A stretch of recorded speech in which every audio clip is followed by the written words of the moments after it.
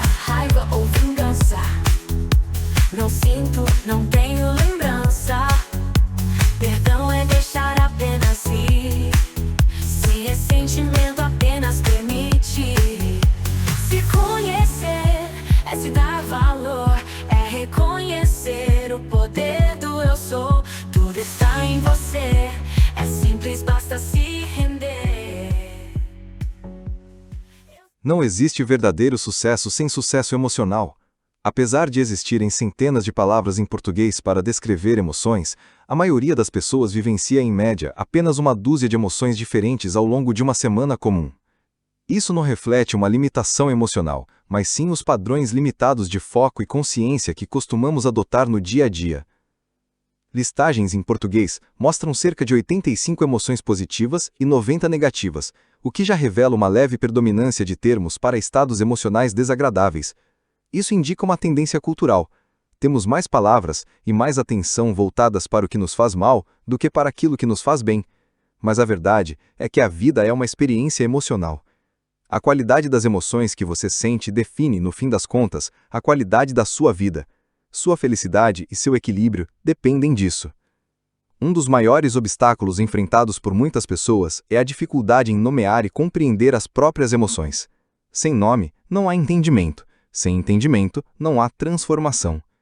Desenvolver inteligência emocional é aprender a reconhecer o que se sente, interpretar os sinais internos e fazer escolhas mais conscientes. Quanto mais você entende suas emoções, mais poder tem sobre sua própria experiência de vida. A inteligência emocional é a capacidade de reconhecer o que você está sentindo, entender por que sente isso e perceber como suas emoções impactam você e todos ao seu redor. Quando desenvolvemos essa habilidade, começamos a ganhar domínio sobre nós mesmos. Passamos a identificar o que nos mantém presos, o que nos limita, o que desperta nossa raiva e o que realmente nos entristece ou fere. Percebemos também como muitas vezes damos importância excessiva a situações pequenas e levamos tudo para o lado pessoal. Com mais inteligência emocional, tornamo-nos menos reativos e mais conscientes nas conversas e relações. Estar no controle das próprias emoções é um sinal de inteligência emocional. Quando somos controlados por elas, agimos de forma impulsiva e acabamos emocionalmente reféns. A única maneira de usar suas emoções de forma eficaz é compreendê-las, entender como elas podem te servir. Você precisa aprender com elas e usá-las para criar os resultados que deseja. Emoções são sinais de ação. Seus significados muitas vezes estão ocultos e quase sempre ignoramos essas mensagens sutis. Mas até as emoções desagradáveis têm algo a ensinar. Toda emoção é, no fundo, um chamado para agir.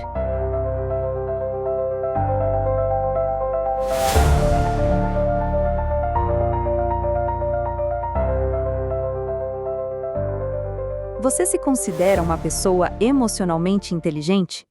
Quem já trabalhou conscientemente nas próprias habilidades emocionais sabe que esse processo exige autoconhecimento e prática. Quero ser honesta com vocês, inteligência emocional nunca foi meu ponto forte. Por muito tempo, baseei minhas decisões apenas no raciocínio lógico. Se meus colegas de escola me vissem falando sobre isso hoje, certamente ficariam surpresas. Naquela época, eu não considerava as emoções como algo relevante. Elas não eram lógicas, e eu não sabia explicá-las. Então, por que dar importância? A verdade é que eu nunca tinha refletido sobre isso. Até cerca de 5 anos atrás, quando pedi demissão de um emprego por causa do estresse.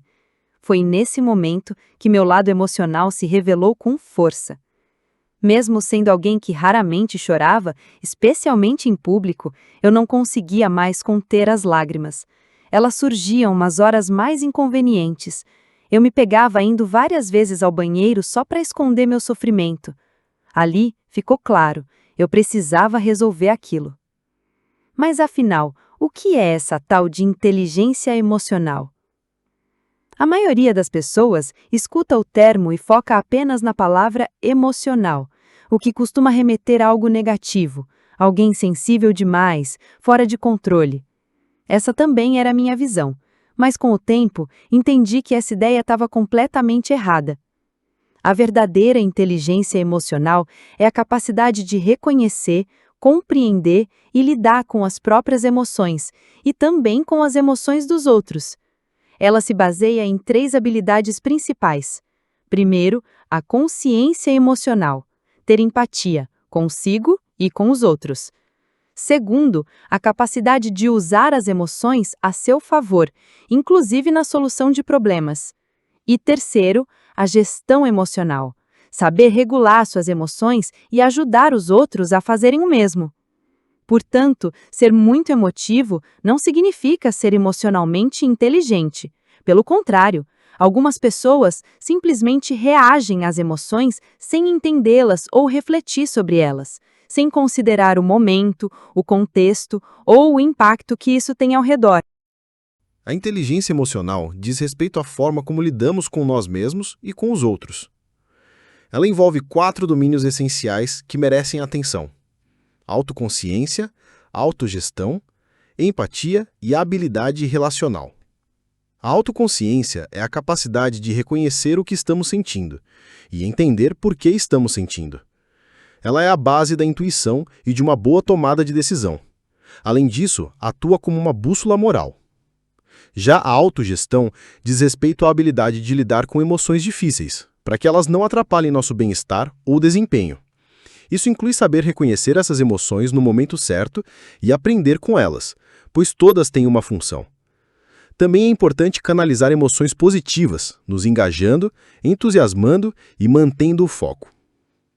A empatia envolve a capacidade de perceber o que o outro sente, sendo fundamental para a convivência. Por fim, a habilidade relacional consiste em integrar todos esses domínios nas interações sociais, a fim de construir e manter boas relações.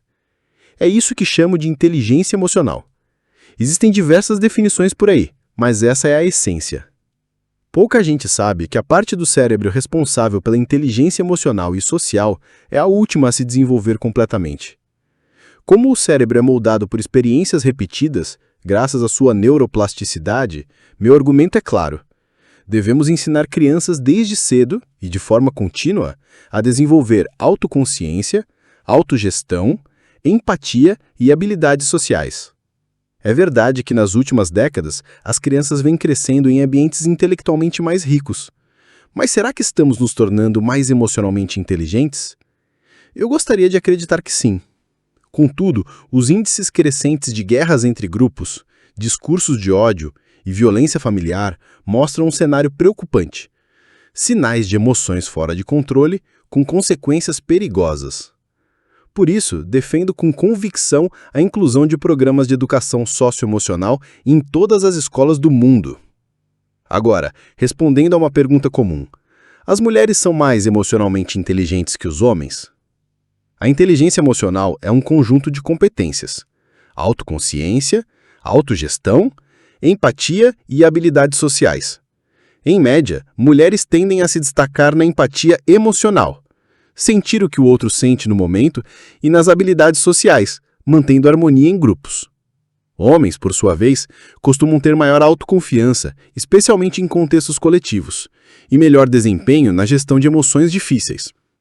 Mas o ponto mais interessante é que, entre os líderes mais eficazes, aqueles no topo dos 10%, não há diferença entre mulheres e homens nessas competências. Ou seja, quando uma pessoa desenvolve sua inteligência emocional de forma completa, ela se torna um ser humano equilibrado. Embora existam diferenças médias entre os gêneros, à medida em que cada indivíduo aprimora suas habilidades, fortalece justamente as áreas em que mais precisa crescer. A falta de inteligência emocional durante minha infância e adolescência fez com que eu canalizasse sentimentos como solidão ou medo em formas de agressividade. O histórico emocional da minha família, bem, digamos que havia muito a melhorar. Em vez de receber o apoio de que precisava, aprendi a ignorar o que sentia. Levava tudo na base do engole o choro e tentava me distrair com qualquer outra coisa. Meus pais nunca me ensinaram o valor das emoções. Por isso, perder amizades ou passar por términos me afetava de forma muito mais intensa do que aos outros. Eu não conseguia compreender nem os meus sentimentos, nem os das pessoas ao meu redor. Parecia que nada fazia sentido. Pensava que não deveria me sentir daquela forma, mas na verdade, eu apenas nunca aprendi a lidar com emoções. E com o tempo, percebi que esse não era um problema só meu. Muitas pessoas passam por isso. Já parou para pensar por que existem tantos julgamentos, bullying, agressões físicas e verbais, inclusive entre adultos, no trabalho, nas amizades ou nos relacionamentos? Pode se manifestar de várias formas: racismo, sexismo, exclusão. Na raiz de tudo isso está a insegurança, e muitas vezes ela vem da ausência de inteligência emocional. É difícil reconhecer onde você termina e onde o outro começa. Mais difícil ainda é se conectar com alguém a ponto de realmente compreender o que aquela pessoa sente e vive. E para mudar esse cenário, o primeiro passo é entender que a inteligência emocional precisa ser tratada como uma habilidade essencial para a vida em sociedade. Depois, é preciso dedicar tempo e atenção para desenvolver essa habilidade conscientemente. Infelizmente, hoje quase não fazemos isso, e menos ainda com nossas crianças. Exigimos delas que sejam boas alunas, que pratiquem esportes, toquem instrumentos, falem outro idioma e se destaquem em diversas áreas. Mas não damos o espaço necessário para que aprendam algo ainda mais importante: quem elas são. Elas crescem sem tempo para se conectar consigo mesmas e com as próprias emoções. E a verdade é que a base da inteligência emocional está justamente aí, em saber quem somos.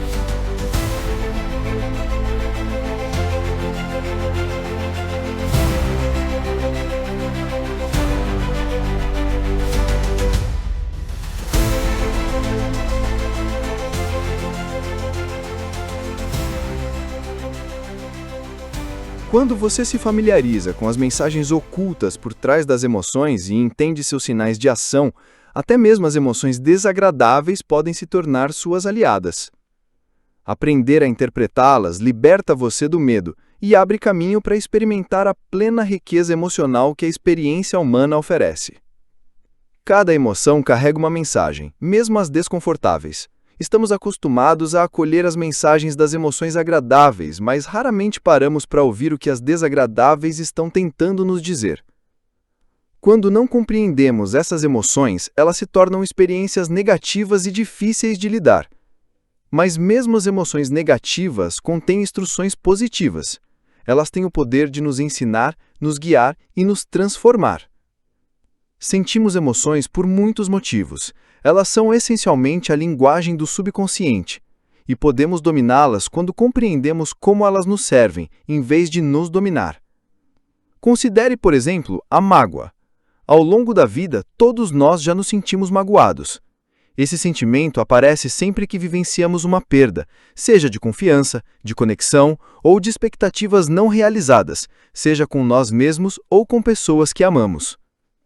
Você pode se sentir magoado ao ser ignorado, maltratado ou traído por alguém de quem gosta. Dói quando pessoas importantes são indiferentes às nossas necessidades.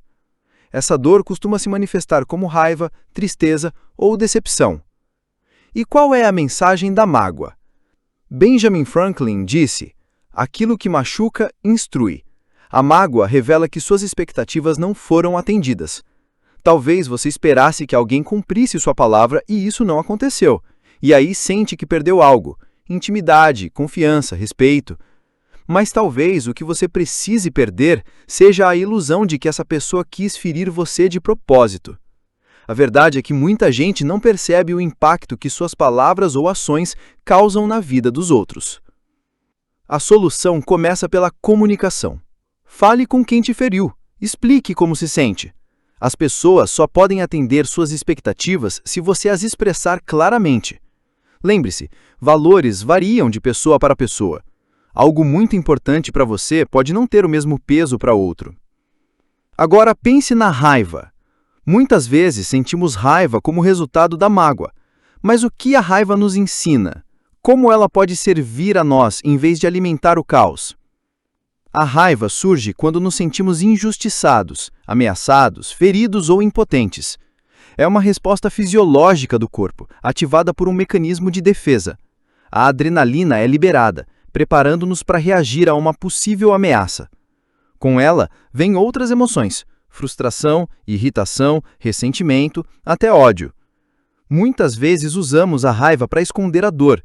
Reagir com raiva parece mais fácil do que admitir vulnerabilidade. Ela serve como um escudo, nos protege e mantém os outros à distância. Mas por trás da raiva, quase sempre há medo, dor e um pedido silencioso de ajuda. A mensagem oculta da raiva é clara: uma regra pessoal foi violada. Pode ter sido algo que alguém fez ou que você mesmo fez que rompeu um padrão que você considera essencial. É por isso que sentimos indignação, porque algo dentro de nós, um valor ou uma crença, foi quebrado. Entender essas mensagens ocultas transforma completamente a forma como lidamos com nossas emoções. Elas deixam de ser inimigas e passam a ser professoras.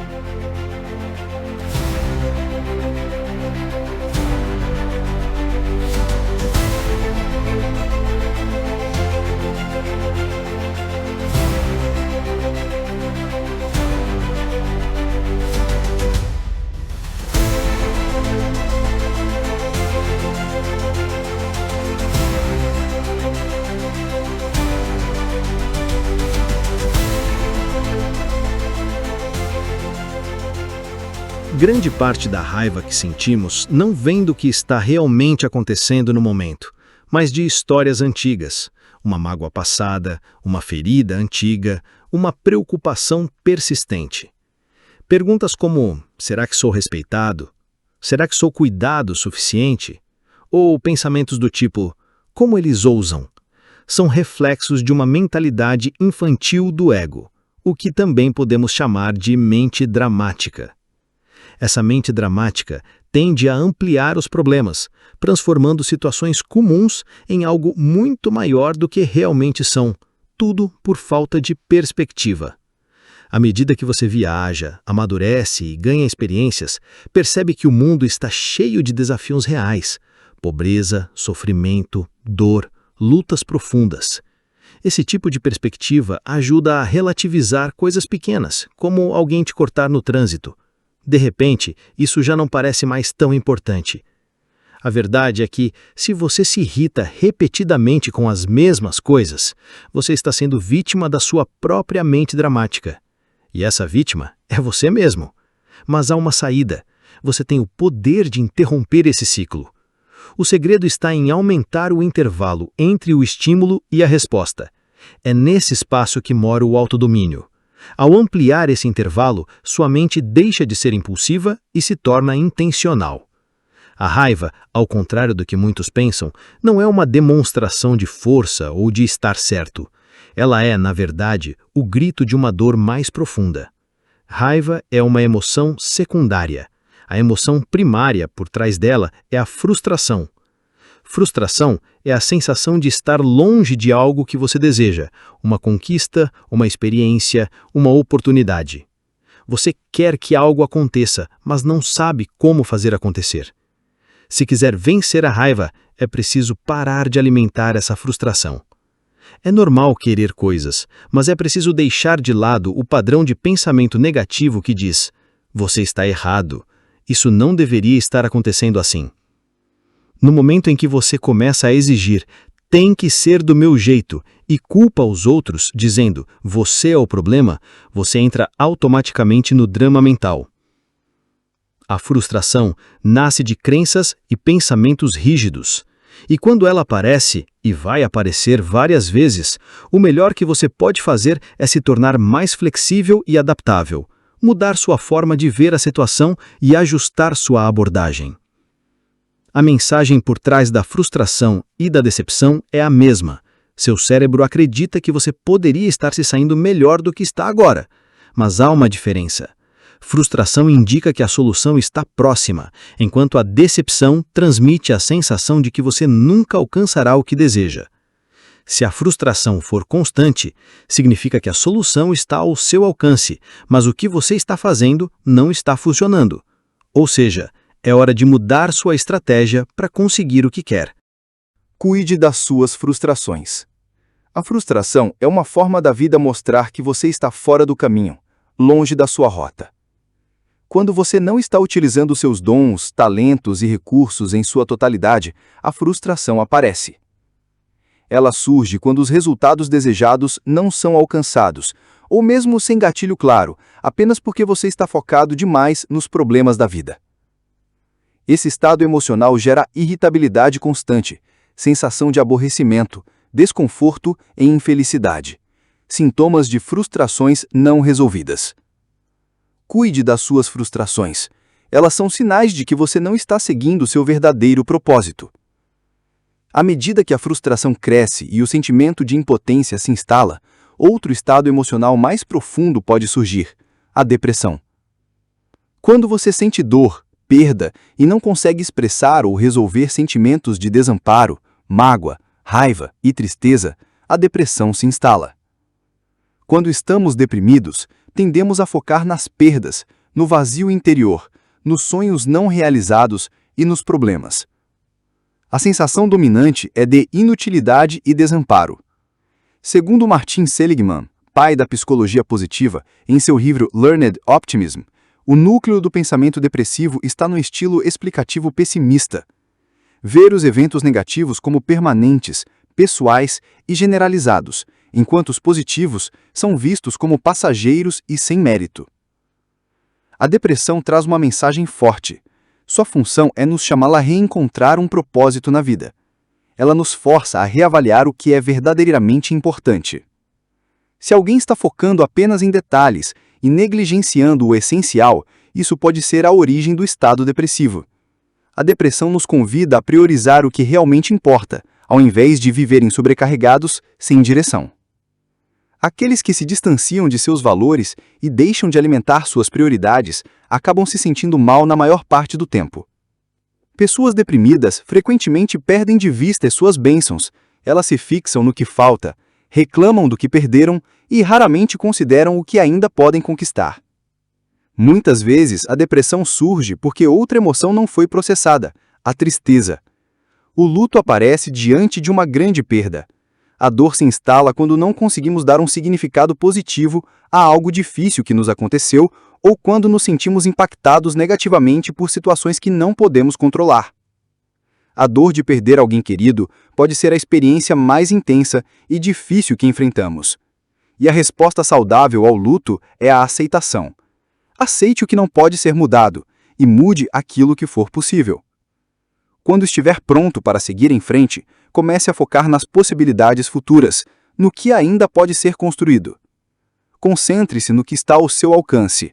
Acredite, mesmo que ainda não entenda, há um significado poderoso por trás de tudo o que vivemos. O que muitas vezes nos impede de lidar com o luto é o medo. O medo é a forma da natureza de nos proteger de perigos reais ou iminentes, preparando nosso corpo e mente para reagir. Essa emoção pode variar de uma simples apreensão até uma ansiedade profunda e um estado de pavor intenso. A mensagem do medo é clara: prepare-se. Algo pode acontecer e você precisa estar pronto. O medo convida você a pensar em estratégias, em planos alternativos, em se antecipar ao que pode ser desconfortável ou ameaçador. Tenha um plano B. Prepare-se sem se paralisar. As emoções não são inimigas, são mensageiras. Ouça o que elas têm a dizer. Não permita que o medo controle sua vida. Recuse-se firmemente a viver sob o domínio dele. Alguém já disse: o medo bate à porta, a fé abre, e não havia ninguém lá. Você elimina o medo com ação inteligente. Encare o que teme e o medo desaparecerá. O medo nasce do desconhecido.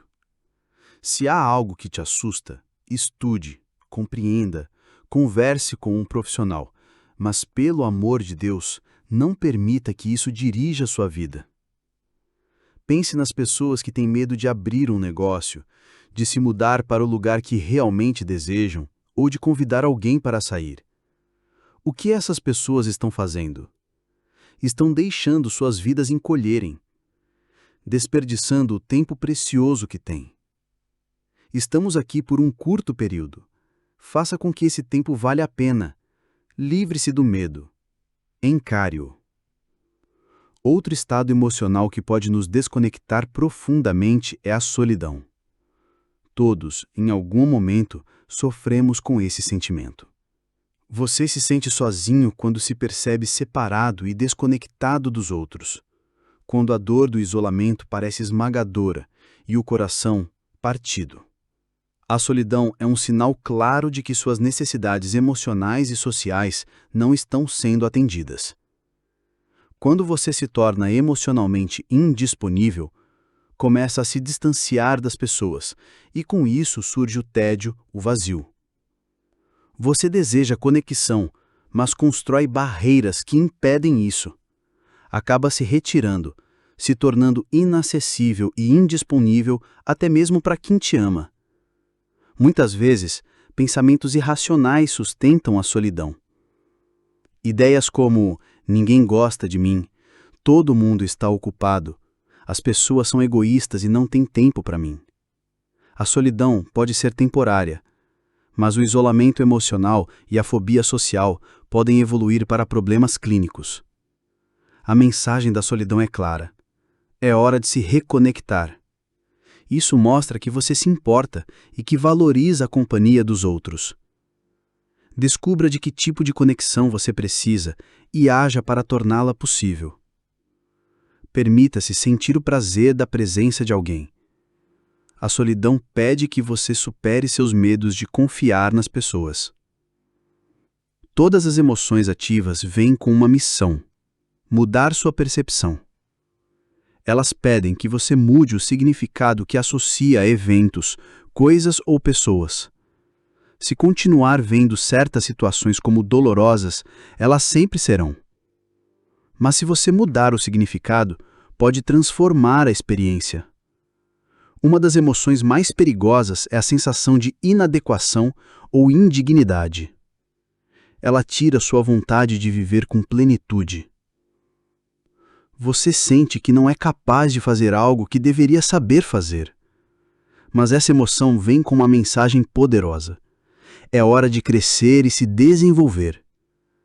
Esses sentimentos te dizem que no momento você não tem o nível necessário de habilidade ou preparação. Eles estão te convidando a adquirir mais conhecimento, ferramentas, estratégias e autoconfiança. A inadequação não é um fim, é um convite ao aprimoramento. É um sinal de que, com prática e aprendizado, você pode conquistar o que hoje parece impossível. Eu sou a fonte, eu sou o poder. Sou bem mais do que você pode ver. Eu controlo as emoções que vêm e vão. Se quem sou, conheço a direção. Começa, entra de mim. Tudo se acalma dentro de mim.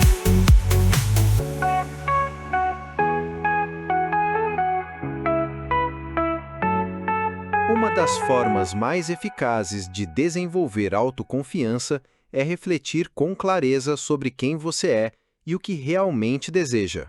Pense nas habilidades que precisa cultivar para construir uma vida e uma carreira extraordinárias e comprometa-se a trabalhar nelas todos os dias, buscando evoluir continuamente em algo que tenha verdadeiro significado para você.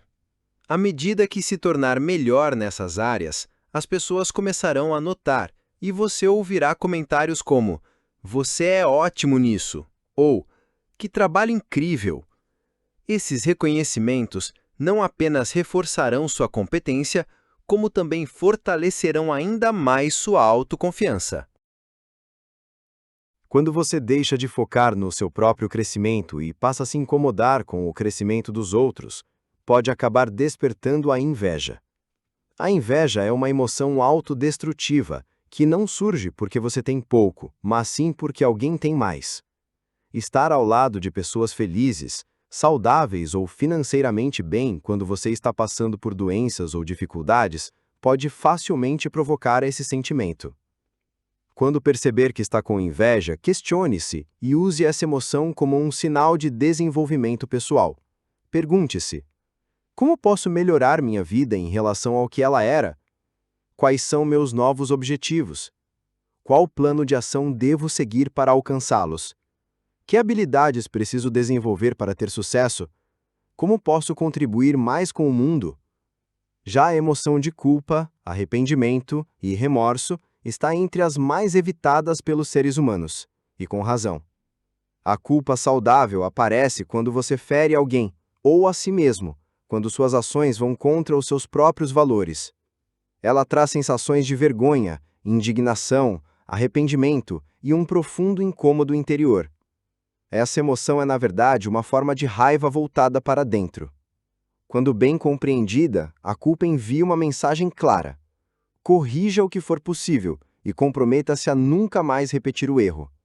Ela mostra que você violou um de seus padrões pessoais mais elevados e pede que tome uma atitude imediata para não cair na mesma falha no futuro. Contudo, quando a culpa não é trabalhada, pode se transformar em ressentimento. A falta de perdão é uma emoção tóxica que corrói mais quem não perdoa do que quem foi perdoado. O perdão, embora difícil, é essencial para alcançar o encerramento emocional. Ele é uma experiência libertadora que nos liberta do passado. Mas como saber se você realmente perdoou? Você ainda não perdoou quando sente arrependimento constante, evita falar com a pessoa, guarda rancor ou culpa alguém por tudo, recusa-se a aceitar os fatos, carrega energia negativa ligada à situação, diz coisas como: nunca vou esquecer o que ela ou ele fez comigo. Perdoar, no fim das contas, significa deixar ir. A verdade é que ao longo da vida, inevitavelmente você vai se machucar. Todos nós, como seres humanos, temos nossas vulnerabilidades e agimos da melhor forma que conseguimos, com base no nosso nível de consciência e nas experiências vividas. Quando alguém te ferir, lembre-se, essa pessoa provavelmente estava agindo conforme a capacidade emocional que tinha naquele momento. Perdoá-la é um presente que você oferece a si mesmo. Já disseram uma vez que não perdoar alguém que te machucou profundamente é como carregar essa pessoa nas costas por toda a vida. O perdão não é um sentimento que surge por acaso, é uma escolha consciente, uma decisão deliberada de se libertar do peso da amargura, da raiva e do ódio. Quando você perdoa, está literalmente se desprendendo desse fardo emocional e criando espaço para cura, leveza e paz interior. O maior objetivo humano é a paz de espírito, e o maior obstáculo a essa paz é a raiva e a culpa dirigidas a outras pessoas. Para eliminar a raiva e a culpa, você precisa aprender a perdoar. Existem 4 pessoas que você precisa perdoar para transformar sua vida e viver plenamente no presente. A primeira delas são seus pais, estejam vivos ou não. Você precisa perdoá-los por todos os erros que cometeram. No mínimo, seja grato por algo essencial: eles te deram a vida. Eles o trouxeram até aqui, e se você valoriza estar vivo, pode perdoá-los por todo o resto. Nunca mais os culpe. A segunda pessoa que você precisa perdoar são os parceiros de relacionamentos ou casamentos que não deram certo. Relacionamentos íntimos podem mexer profundamente com sua autoestima e causar mágoa duradoura. Mas lembre-se, você também teve parte de responsabilidade nesses relacionamentos. Tenha força e integridade para dizer a si mesmo: eu sou o responsável. Depois, em vez de culpar, reflita sobre como você contribuiu para os problemas. Perdoe o outro e deixe-o ir. Diga: eu o perdoo por tudo e desejo o melhor para você. A cada repetição, a dor diminui, como um fogo que se apaga lentamente, e logo desaparece para sempre. A terceira pessoa que você deve perdoar são todos os outros que te machucaram ao longo da vida: chefes, amigos, parceiros de negócio ou traidores. Liberte-se. Perdoe-os. Limpe a lousa emocional. Sempre que pensar neles, diga: eu o perdoo por tudo e desejo o melhor. Por fim, a quarta pessoa que você precisa perdoar é você mesmo. Perdoe-se por tudo que já fez ou disse de forma impensada, tola, rude ou errada. Pare de carregar o peso do passado. O que aconteceu, aconteceu. Aquilo foi então. Isto é agora. Lembre-se, você não era quem é hoje. Você era uma versão mais jovem, mais inexperiente, uma versão em formação. Não foi seu eu atual quem cometeu esses erros. Então, por que se culpar por algo que uma versão antiga de você fez? Você não pode mudar o passado, mas pode mudar a forma como carrega isso. Assuma o controle das suas emoções. Nomeie-as, compreenda-as. Use-as como ferramentas para o seu crescimento. Quando sentir raiva, pergunte: de que estou com raiva? Quando estiver triste, questione: por que estou me sentindo assim? O que posso fazer agora para sentir alegria? Em vez de fugir das emoções desagradáveis, escute a mensagem que elas querem te dar. Você é a fonte de todos os seus sentimentos e, portanto, é sempre responsável por suas respostas emocionais. Por isso, faça do seu foco principal algo interno. Culpar os outros por como você se sente é desperdiçar energia e abandonar o próprio poder. Lembre-se, pessoas e situações apenas ativam o que já existe dentro de você. Se você sente raiva, elas estão apenas despertando a raiva que já estava presente. Se sente tristeza, estão apenas tocando uma dor que você ainda carrega. E o mesmo vale para a alegria. Ninguém te faz feliz. Sua alegria é ativada, não criada. Da próxima vez que for provocado por uma emoção desagradável, pare por um momento e pergunte a si mesmo: o que eu realmente preciso ou quero neste momento? Quais são as minhas opções? Qual é a melhor forma de lidar com o que estou sentindo agora? Como posso resolver esses sentimentos que continuam voltando? Quando você escolhe responder com inteligência emocional em vez de reagir impulsivamente, descobre o verdadeiro valor de cada emoção. Mesmo as mais desconfortáveis carregam mensagens importantes e, se você escutar com atenção, elas vão te guiar ao autoconhecimento, à cura e ao crescimento.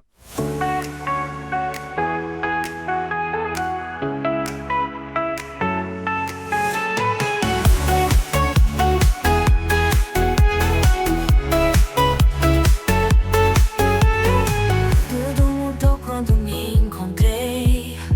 Sou muito mais que apenas alguém. Deixei de ser passional. Hoje tenho inteligência emocional. Mágoa, raiva ou vingança, não sinto, não tenho lembrança. Perdão é deixar apenas ir. Se é sentimento, apenas permite. Se conhecer é se dar valor, é reconhecer o poder do eu sou. Tudo está em você, é simples, basta se render. Eu sou a fonte, eu sou o poder. Sou bem mais do que você pode ver. Eu controlo as emoções que vêm e vão. Sei quem sou, conheço a direção. O passado ficou para